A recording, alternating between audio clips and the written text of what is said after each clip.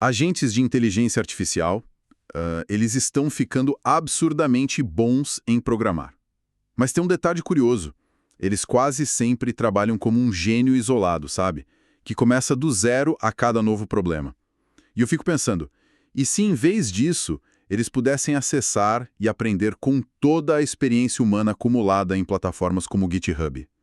Como seria um agente de IA que já viu milhões de bugs sendo resolvidos antes?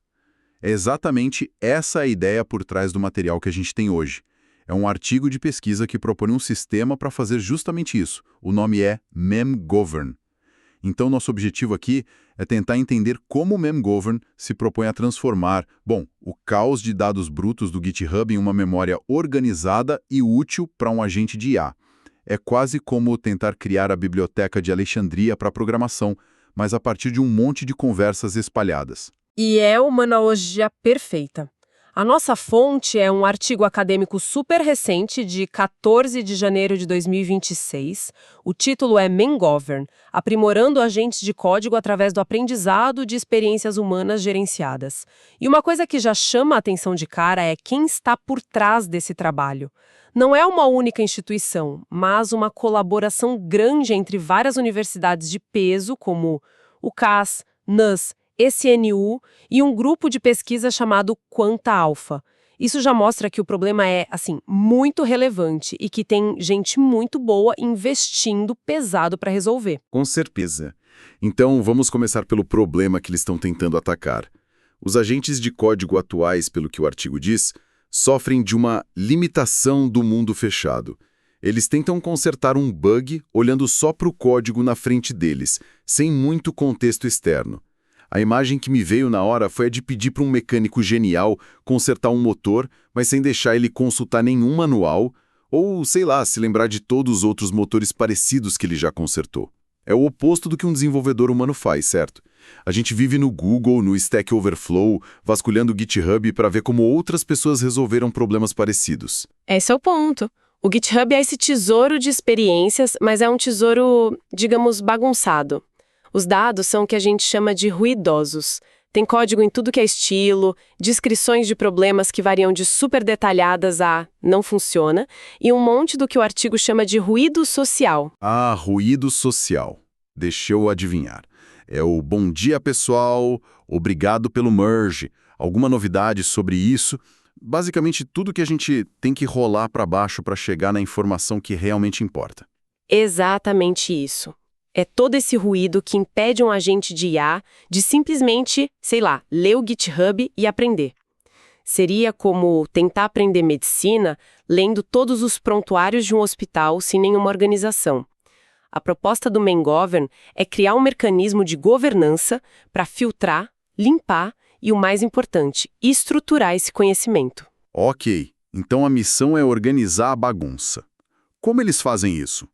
A peça central parece ser a criação de uns tais cartões de experiência, através de um processo que eles chamam de governança da experiência. Isso, e esse processo de governança é bem metódico, dividido em 3 etapas.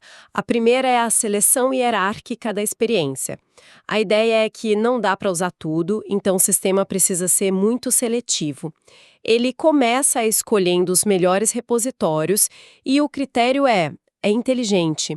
Ele não olha só a popularidade, tipo o número de estrelas. Ele cruza isso com a intensidade de manutenção. Ah, a quantidade de issues e pull requests. Isso!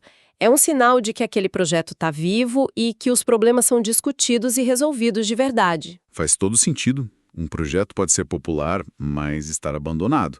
O que interessa é onde a ação acontece. A ação com humanos mostrou que esse método foi 78% eficaz em encontrar discussões que continham experiências realmente úteis, reutilizáveis, sabe? Muito melhor do que só olhar estrelas ou só o número de problemas.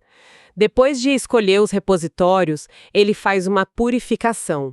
Ele busca por um ciclo completo, que é uma ligação clara entre um problema aberto, uma proposta de solução e o código final que resolveu aquilo. Tudo que for conversa fiada ou com baixo teor técnico é descartado. Certo. Então, depois dessa peneira bem fina, sobram só as pepitas de ouro de conhecimento. Imagino que não basta só jogar esses dados selecionados para o agente. Eles precisam de algum tipo de ficha catalográfica, um resumo. É isso que são os cartões de experiência? O que tem neles para torná-los tão úteis? É exatamente essa lógica. A etapa seguinte é a padronização da experiência, que cria esses cartões. E a estrutura deles é o grande pulo do gato. Eles têm duas camadas, separando a busca do raciocínio. A primeira é a camada de índice. Pense nela como a capa e o índice de um livro. Tem um resumo do problema e alguns sinais de diagnóstico, que são palavras-chave, tipo de erro, nome da biblioteca. É por aqui que o agente faz a busca, de forma rápida e superficial. Ah, então a estrutura do cartão separa o quê do como. Primeiro o agente encontra o problema certo, com a camada de índice, e depois, só depois, ele vai fundo para entender a solução? Isso evita que ele se perca em detalhes de implementações que não têm nada a ver com o problema dele. Isso é muito inteligente. Perfeito, porque só depois de achar um candidato promissor, ele acessa a segunda camada, a camada de resolução. E aqui está o tesouro, a causa raiz do problema, a estratégia de correção em um nível mais abstrato, não o código em si, mas a lógica por trás da correção, e um resumo do patch explicando o que foi mudado e por quê. É esse conhecimento abstrato que é transferível entre projetos diferentes. Ok, mas quem garante que esses cartões são bem feitos? Porque se a IA que resume e fizer um trabalho ruim, a base de conhecimento inteira fica comprometida. Boa pergunta. É aí que entra a terceira etapa. Controle de qualidade. Eles usam um outro modelo de linguagem, um LLM, como revisor. Esse LLM avalia cada cartão gerado. Se a qualidade for baixa, ele não só descarta, ele devolve com feedback específico, tipo, a causa raiz não está clara ou a estratégia está muito vaga, e aí o sistema tenta refazer o cartão. Espera aí, um LLM avaliando o trabalho do outro. Como eles garantem que isso não vira uma câmara de eco? Onde aí é só aprova o tipo de resumo que ela mesma é boa em gerar e não o que é realmente útil para um agente. Essa é a preocupação central em sistemas assim. A chave está no prompt e nos critérios que eles dão para o LLM avaliador. Ele não julga com base em gosto, mas em critérios objetivos definidos pelos pesquisadores. Clareza, precisão, utilidade, a presença de todos os campos necessários. É um checklist bem rigoroso. E esse ciclo de feedback garante que a base de conhecimento final seja de alta fidelidade. O resultado final é impressionante. Eles criaram uma biblioteca com 135 mil desses cartões de experiência de alta qualidade. Uau! Certo, então temos essa biblioteca enorme e bem organizada. Como o agente de IA usa isso no dia a dia? O artigo diz que não é uma busca simples. Eles chamam de busca agêntica progressiva. O nome é chique, mas o que significa na prática? Significa que a IA interage com a memória de um jeito que imita um desenvolvedor humano. Ela tem duas ações básicas: pesquisar e navegar. Pesquisar é a varredura ampla. O agente descreve o bug que está enfrentando e joga essa pergunta para a camada de índice dos cartões. Ele recebe de volta uma lista de capas de livro, resumos que parecem relevantes. E navegar é quando ele decide abrir um desses livros? Exatamente. Com a lista em mãos, ele analisa os resumos e escolhe os mais promissores. Aí ele usa a ação navegar para ler a camada de resolução daqueles cartões específicos, mergulhando fundo na causa raiz e na estratégia de correção. É um processo de duas etapas. Primeiro filtre, depois aprofunde. Isso evita que o agente se afogue em informação irrelevante. E isso funciona. Lembro de ver um exemplo bem prático no artigo, com o framework Django. Aquilo ilustra bem a diferença, né? Sim, é um exemplo fantástico. O problema era um erro específico no Django. O agente base sem o memgover até identifica o erro. A solução dele? Adicionar uma verificação de tipo que para o erro imediato. Problema resolvido, certo? Errado, imagina. Errado. Essa correção quebrava o contrato da API da função. Era um band-aid que poderia causar bugs muito mais sérios e silenciosos em outras partes do sistema. Ele tratou o sintoma. O famoso funcionou na minha máquina. Exato. Agora, o agente, com acesso ao main-govern, ele se depara com o mesmo erro, faz uma busca e encontra um cartão de experiência relevante. Ao ler a causa raiz E a estratégia de correção do cartão, ele tem um insight. Ele entende que o problema não é um tipo errado, mas sim uma lógica de tratamento de exceções, que está incompleta. A solução dele é muito mais profunda e semanticamente correta. Ele respeita a funcionalidade original e conserta a doença, não só o sintoma. A diferença é brutal. É a diferença entre um programador júnior que aplica uma solução do Stack Overflow sem entender e um sênior que entende a raiz do problema e propõe uma correção robusta. Então, essa abordagem toda, ela se paga. Quais foram os resultados nos testes? Os números são bem claros. Eles testaram em um benchmark chamado SWE Bench Verified, que usa problemas reais de engenharia de software. Em média, o main govern aumentou a taxa de resolução de bugs em 4,65%. E isso em vários modelos de IA diferentes, como GPT-4o, Claude, DeepSeek. O que já é bom, mas o que mais me chamou a atenção foi o ganho em modelos que já eram fortes. Para o GPT-4o, o aumento na taxa de sucesso foi de 9,4%. Isso é muito significativo. Não é só ajudar os modelos mais fracos, é dar um superpoder para os que já são competentes. Exatamente. E eles fizeram um experimento crucial para provar que a mágica não é só ter mais dados, mas sim ter dados bem organizados. Eles compararam o desempenho usando os cartões do MemGovern com o desempenho usando a mesma quantidade de dados brutos sem a governança. O resultado: os cartões governados deram um ganho de performance consistente. Os dados brutos foram instáveis. Às vezes ajudavam um pouco, às vezes atrapalhavam. Isso prova que a curadoria, a governança, é o ingrediente secreto.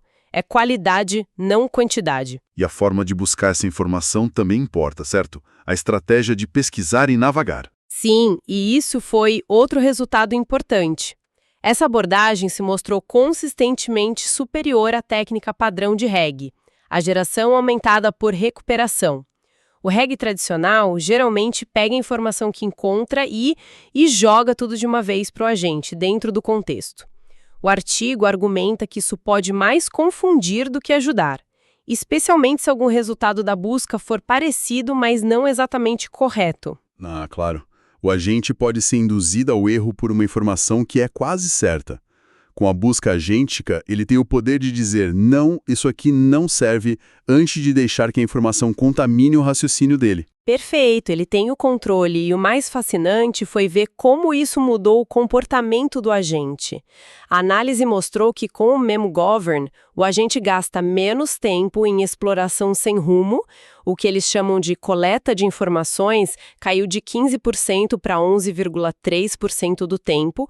Em compensação, ele gasta mais tempo validando as próprias soluções, com a execução de Python subindo de 19,6% para 22,3%. Ele virou um programador mais sênior. Menos tentativa e erro, mais planejamento e verificação. Isso sugere que a qualidade da informação de entrada gera mais confiança e um processo de trabalho mais metódico. Ok, então, para a gente amarrar tudo. O que me parece é que o MemGovern não é só mais uma ferramenta. É uma nova filosofia. Ele atua como um curador, um bibliotecário que transforma a sabedoria coletiva e caótica de desenvolvedores em uma memória estruturada para IA. É sobre ensinar a IA a aprender com a nossa história, em vez de redescobrir a roda a cada novo bug. Essa é a essência, e eu adicionaria que as duas inovações-chave que permitem isso, a governança da experiência e a busca agêntica, elas não são só técnicas, elas representam uma mudança de paradigma. É tratar a experiência humana não como dado bruto a ser minerado, mas como um conhecimento que merece ser curado, respeitado e consultado de forma inteligente. Claro, o artigo menciona a limitação óbvia, o custo computacional. Acessar essa memória externa aumenta o número de tokens, o que custa mais. Mas eles argumentam, e eu tendo a concordar, que o ganho de performance e na qualidade das soluções justifica o custo. Isso nos leva a uma questão maior sobre o futuro da IA. Qual o valor do trade-off entre custo computacional e a sabedoria extraída da experiência humana? Até que ponto estamos dispostos a pagar mais por um agente que não é apenas inteligente, mas também experiente? Imagina agentes de IA aprendendo com décadas de históricos de casos médicos, ou com toda a jurisprudência de um país, ou com relatórios de projetos de engenharia civil. Tudo isso curado a partir de dados brutos, textos, anotações. O que significaria para a inovação e a tomada de decisão nessas áreas se a IA pudesse consultar a experiência coletiva da humanidade de forma estruturada? Parece que estamos vendo o projeto de uma memória global para a inteligência artificial.